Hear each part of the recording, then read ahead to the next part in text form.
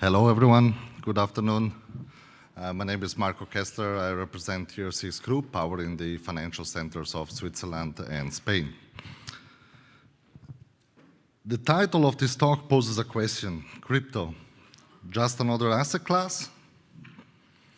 My answer is operationally, yes. Strategically, it should be. For a decade, crypto has been discussed as a revolution. But in the daily life of banks, brokers, asset managers, and market infrastructures, the real revolution is more prosaic.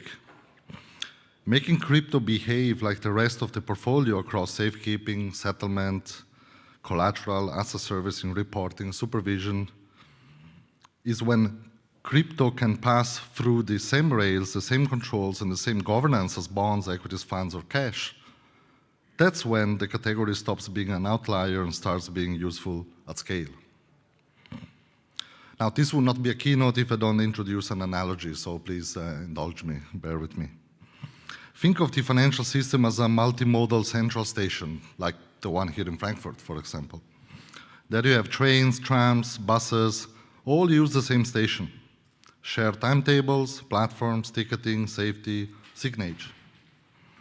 Crypto is a new vehicle type. The goal is not to build a separate station on the other side of town with different gates, different tickets, and a different rule book. The goal is to bring that new vehicle into the same station with appropriate track adapters and safety systems, so passengers can switch modes without friction, and the operator can enforce uniform safety and reliability.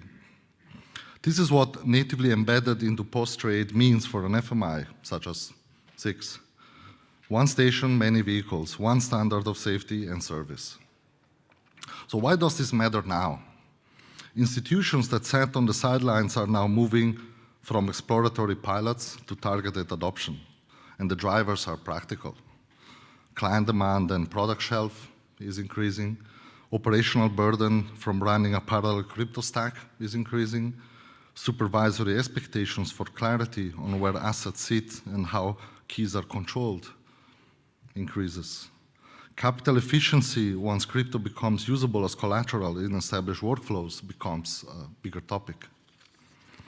So the institutional answer to all four drivers is the same: unify crypto with the existing post-trade value chain. Oh, there you go. So what do we mean actually with natively embedded? Allow me to share a bit how we look at it from a SIX perspective. So when an FMI embeds crypto like any other asset class, several concrete things happen across the post-trade stack. Safekeeping happens within existing account structures, so clients holding crypto under familiar custody constructs and segregation models, with legal terms, liability regimes, service levels, and audit trails mirroring securities custody standards. Messaging and connectivity leverages standards. Settlement and reporting runs through existing bank channels, ISO Swift, and APIs. Of course, also on-chain interactions, but it's a developing field. So operational teams can work inside the core banking and reconciliation tools that they already use. Settlement is aligned with securities operations. Institutions can instruct crypto movements with the same instruction types and matching logic they use today. Off-exchange transfers, on-chain movements, and off-exchange collateralization are orchestrated as recognizable post-trade events. Asset servicing and the asset lifecycle, such as where relevant staking or protocol events and token actions, are modeled as actual serviceable events, captured, reconciled, reported, just like coupons, redemptions, or corporate actions with a clear cutoffs and controls. Collateral is integrated, so crypto can be admitted into tri-party or other collateral frameworks with robust eligibility criteria, valuation, haircuts, and default management protocols. So digital assets contribute to the same liquidity and risk buffers as traditional assets. Control frameworks are policy ready, as we say. So key management or whitelisting legal identities, chain analytics, sanction screening, incident response, insurance, and external audits, so all the boring stuff which are required to operate at scale, institutional scale, are treated as first-class capabilities under an FMI's internal control system. So why should an FMI be the one to deliver this? That's a question we often get. Well, our view is that because a market infrastructure can combine neutrality, scale, and supervision with connectivity to both worlds, traditional, digital, including crypto. A CSD-grade custody framework translates the institutional trust model into the digital realm. Shared utility economics keep unit costs predictable as requirements rise. And I think in the space of crypto, requirements, unfortunately maybe, are on the rise currently as they become more and more mainstream. So reuse of onboarding, connectivity messaging, and the reporting collapses the time to integrate. And interoperability by design prevents fragmentation. And once crypto is safe, kept, reportable, and eligible, it can support tri-party margining and issuing workflows. This turns holdings into working balance sheet tools. Let me talk briefly about what are some key design principles we believe in to make this work, this integration work, this unification and scaling. First of all is to think in terms of asset class neutrality. The service model is the same regardless of instruments. Technical differences can get absorbed by the infrastructure and not pushed onto clients. I mean, we can improve from the historical models where every client has a lot of repeatable burden and investment, so we can absorb this. Let's follow standards first wherever possible. ISO Swift, but also legal entity identifiers, verifiable credentials on chain, governing interfaces and identifiers. Public chain specifics, again, can be abstracted behind consistent envelopes if this is what is preferred. Programmability using guardrails. I mean, obviously it's a big topic to leverage programmability. I would say that's the whole point of digital assets. And when smart contract automation is orchestrated under defined roles and permissions and fallbacks, aligned to institutional control expectations, that's when this becomes scalable. DLT, so being DLT agnostic is also a big topic, I think. Nowadays, there are so many ledgers, so many technologies, so many options. It's important to think in terms of interoperability and adapters to relevant chains, avoiding lock-ins. It's clearly a big topic. So from a client point of view, you can see a single and stable service layer without having to be burdened with connectivity to so many different layers. And last but not least, I think an important principle is to offer a unified client experience. One contract, framework, one set of controls, one service desk, one operational language across traditional and digital. We need to get both sides on board. Now, no serious institution will adopt at scale without comfort on risk and regulation. It's a fact. The embedded model is built for that. Defense in depth for cryptographic materials, strict segregation of duties, hardware secure signing, transfer authentication and continuous chain analytics, incident response and meaningful insurance, regular external audits and control reports, and an architecture aligned to evolving crypto frameworks so institutions can answer supervisors with confidence. These are all ingredients required to address the risks directly instead of waiting for things to happen and develop post factum, basically. Settlement is where theory meets reality. There's no doubt about that. Markets are converging on multiple forms of digital money. I mean, from commercial bank money being tokenized, to stablecoins, to wholesale CBDC, other forms of CBDC. The embedded model I'm talking about today supports today's rails while adapting to tomorrow's, and it protects finality and reconciliation across both. So bringing it together, basically. That flexibility lets institutions participate now without being on a single settlement paradigm. So it's very important to Again, interoperability also across digital money. Now, you may ask, okay, everybody talks about scale up and scaling, adoption, and so on, so how do you measure success? Well, if we treat crypto as just another asset class, success is measured in familiar terms: integration time cut by reusing existing channels and contract frameworks, STP rates approaching those of securities operations, operational loss incidents trending down as controls move under the FMI's internal control system, collateral utilization increasing as crypto joins eligible pools under conservative haircuts, and unit cost falling with economies of scale as more and more participants use the share stack.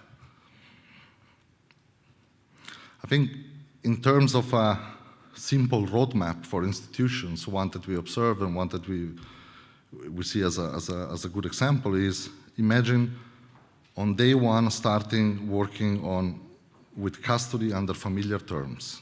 I think that's the basics. Positions are held under an FMI custody framework with clear segregation reporting and operational tools.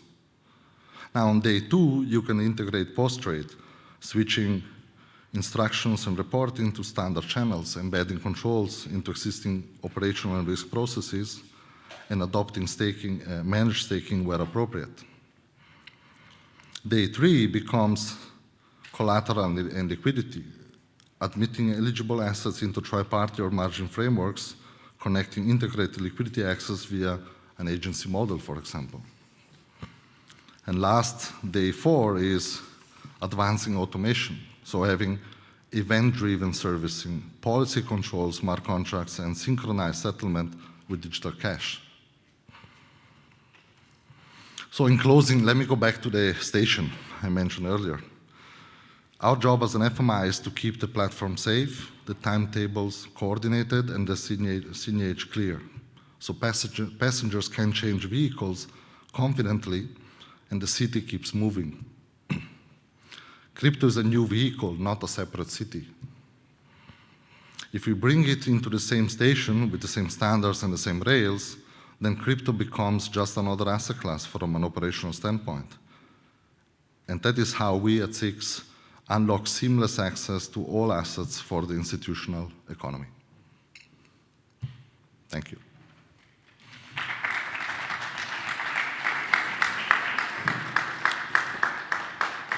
I think it's the first keynote I held since a while without slides, but old school. Yeah, old school, old but gold is the term, old right? But gold, yes. If you still have the time, we would have time to for some audience questions. Yeah, sure. Lovely. So, dear audience, if you have a question for Marco or SIX in general, now's the opportunity. Don't be shy, please. Oh, Yes. that back there. I'll hand you the microphone.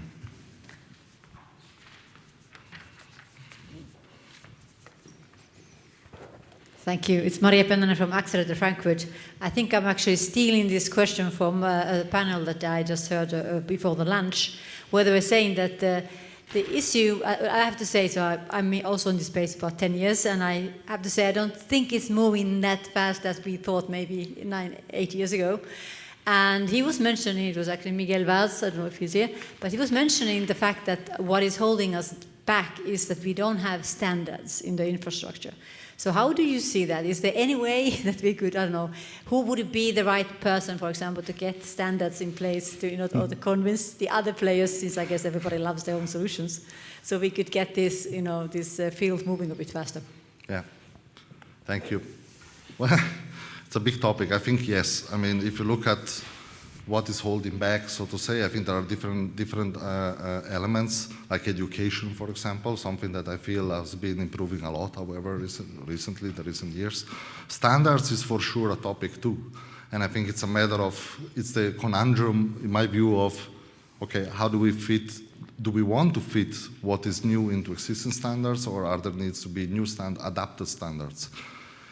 I'm not sure I have the final answer of who is the guy, the one guy, but I know that, for example, a lot of, existing institutions, also ISO institutions, but also, SWIFT contributing, but also like the global legal entity identifier institutions who are kind of incumbents into the standard setting. They are putting a lot of priorities on this topic.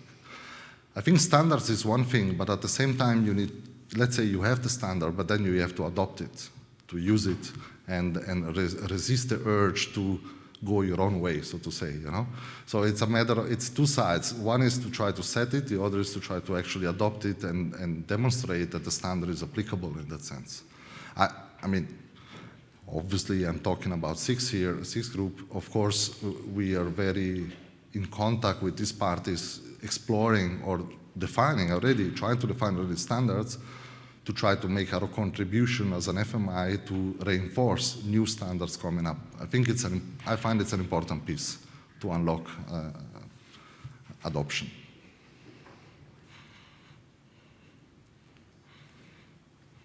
Maybe while people are thinking about their further questions. Fine. You can meet us at the booth outside, or we are here today, tomorrow. So. Alternatively, I'd have one. Oh, sure.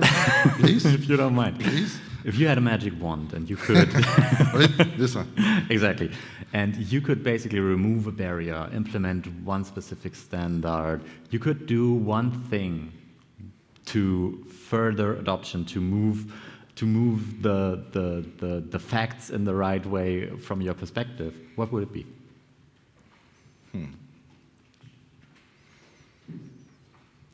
It's a good one. I would say, with a magic wand, I would establish interoperability across all the established ledgers out there and allow from the outside world to look into assets, cash, crypto, securities on those different chains with the same level of comfort in terms of risk. Probably from the perspective of an institution, because technically these solutions sort of exist out there, right? Of course. I mean, from institutional point of view, from outside in view, from black box kind of view in that sense. All right. Yeah, I mean, yes, institution. I mean, if you've been around banks, you know that when you have to go and discuss these topics with the risk colleagues, it gets to another level, the conversation, so to say. Yeah. I can imagine. Yeah, perfect.